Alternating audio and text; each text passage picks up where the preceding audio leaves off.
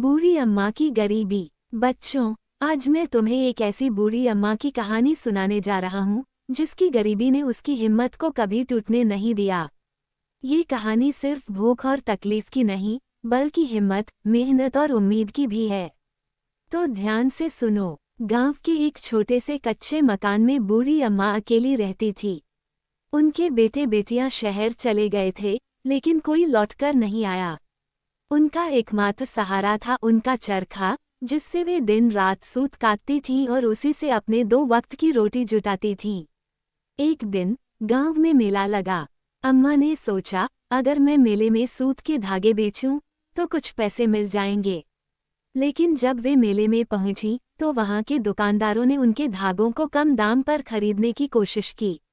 अम्मा ने मना कर दिया।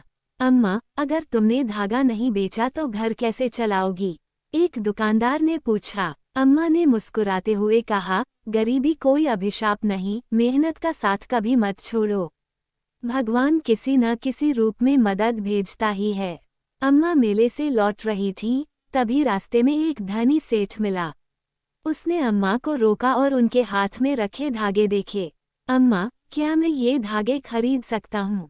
सेठ ने पूछा। अम्मा ने हामी भरी और सेठ ने उन्हें उनकी मेहनत का पूरा मूल्य चुकाया। वह न केवल धागे खरीद कर ले गया, बल्कि अम्मा को अपने कारखाने में काम करने का भी प्रस्ताव दिया। उस दिन से अम्मा की गरीबी तो दूर नहीं हुई, लेकिन उनके चेहरे पर संतोष की मुस्कान आ गई। वे जान गईं कि मेहनत और ईमानदारी का फल जरूर मिलता है, बस धैर्य रखना जरूरी है। तो बच्चों, इस कहानी से हमें क्या सीख मिलती है? यही कि मेहनत से कभी हार मत मानो और अपना आत्मसम्मान बनाए रखो।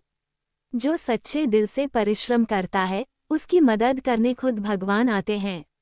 कहानी समाप्त। कैसी लगी आपको बूढ़ी अम्मा की कहानी?